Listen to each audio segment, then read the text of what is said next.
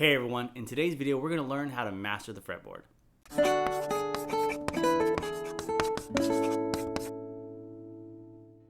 Learning all the notes on the guitar sounds tough, but it's really easy once we learn a few simple principles.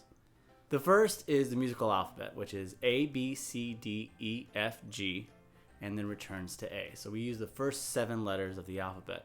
The second is that there are only 12 fundamental pitches. The musical alphabet helps make up the 12 fundamental pitches, with sharps and flats making up the 5 remaining pitches. A sharp makes a pitch higher, and a flat makes a pitch lower. So if we started on A, we would have A, the next note would be A sharp or B flat, which are enharmonics, and enharmonics are simply a pitch with 2 names. Okay, so A sharp, B flat, then we would have B, then C, then C sharp or D flat, then D, D sharp, E flat, E, then F sharp or G flat, G, G sharp or A flat, and then we finally get back to A. So those are our 12 pitches. Notice between B and C and E and F, they don't have sharps or flats. That is because those are our natural half steps. That isn't to say that there is no such thing as a B sharp. There is. It would just be the enharmonic equivalent of a C. To help us remember the natural half steps B to C and E to F, I like to use a mnemonic device. Bad cats eat fireworks. So if you're thinking, why so many keys on a keyboard or piano, and why so many strings and frets on a guitar if there are only 12 fundamental pitches, that's a great question. The reason has to do with octaves. Think of fundamental pitches as shapes. You can have a small triangle or you can have a large triangle. They're both triangles, and notes work just the same way. You can have an A and you can have an A. So that's why we can have so many keys on a keyboard or piano, and we can have so many frets and strings on a guitar, and still only have 12 fundamental pitches.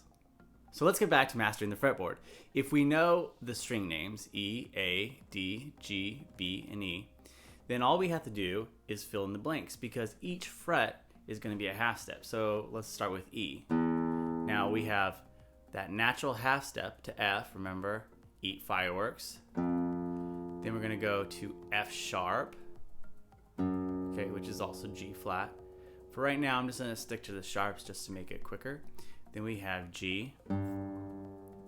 We have G sharp. Then the next one would be A. The next one would be A sharp, B, C, C sharp, D, D sharp, and when we get to the 12th fret, we hit E. Once we know that, we can find any note on the fretboard, improving our knowledge of scales and chords. For some of us, that might be all we want to know.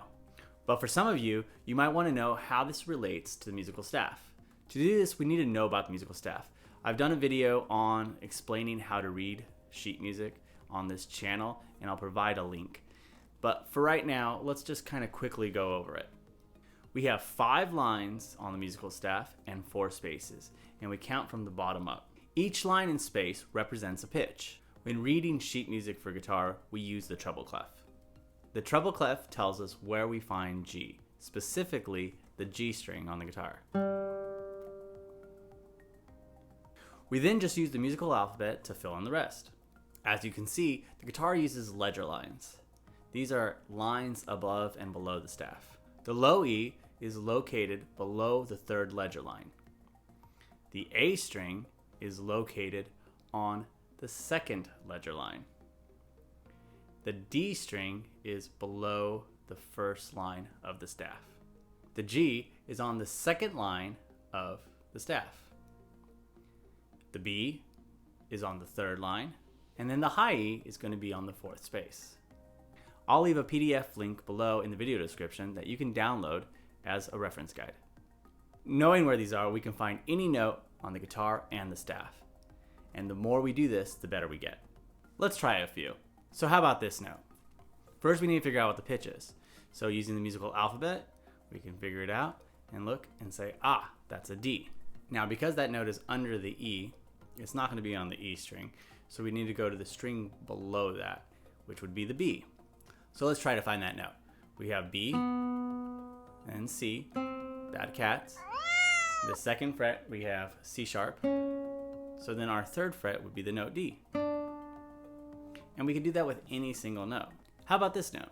So it's above the staff. We figured out it's a B flat. We have the flat symbol indicating that it's a flat. So let's find it on the fretboard. We have E, F,